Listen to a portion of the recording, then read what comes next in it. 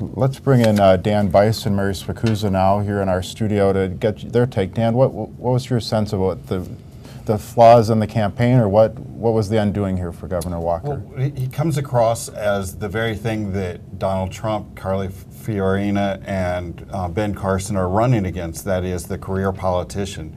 He appeared highly scripted in the debate, and I think the debate is like the first debate, the August debate, was a pivot point for him. And he came across as not very authentic, and all of his accomplishments are related to government stuff that he did in office, as opposed to those three candidates.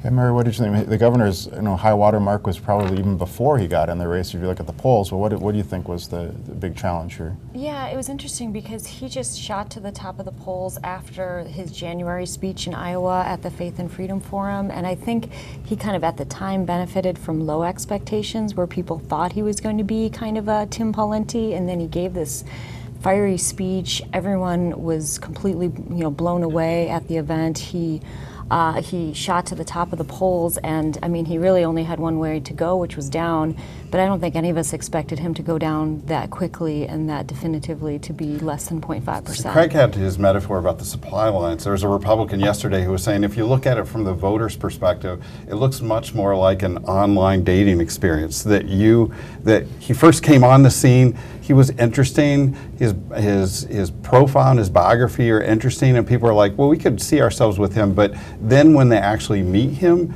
they're completely underwhelmed. His performance in the first debate was terrible, and it wasn't much better in September. Yeah, well, Craig, we've seen this before with candidates that do well on paper, and you look at the basics of it and you say, well, this person should do well. What about the governor made that where he couldn't close the deal, or he didn't come off as great once people heard more about him? Well, I think part of it was an issue of personality. I mean, that was a concern all along, even from the beginning, about whether he was dynamic enough. You have to excite people in a nominating contest, especially one with a field as large as this one, and all the excitement in the Walker candidacy really came out of his record, out of his recall fight. But they went to that well a lot, but it wasn't something that he communicated in person, that he communicated as a candidate. And all the missteps, the shifts, the tentativeness, the trouble handling questions from the media took their toll. It wasn't just the debates, which had a profound impact, but this was a pattern that established itself early in the campaign. It just took a long time for it to really have an impact on his candidacy. So he's largely a product of talk radio, but he himself is not a talk radio personality. He's not a big, bold, blustering sort of Mark Belling or Rush Limbaugh sort of guy.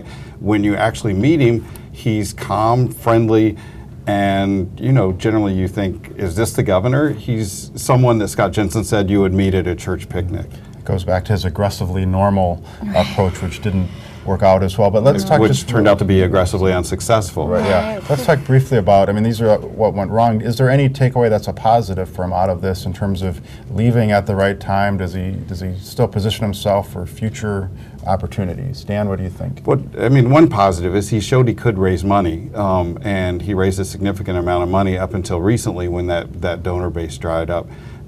He's got time to learn from this experience. He's a relatively young guy who can run again in 4 years if this is something he wants to do. All right, and Craig, we'll leave you with this one. What was your positive takeaway for the governor?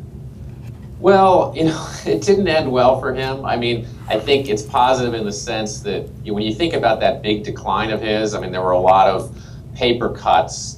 He's not going out because of a scandal. He's not going out because of a massive, memorable, terrible moment like Rick Perry had when he had that oops moment in the debate. So I think in that sense there may not be lasting scars, but if he does run again, he's going to have a lot to prove, and he's going to have to really earn the credibility of people in the Republican Party when it comes to his capacity as a candidate. And he's also going to have to, what's he going to do for the next few years if he does run again?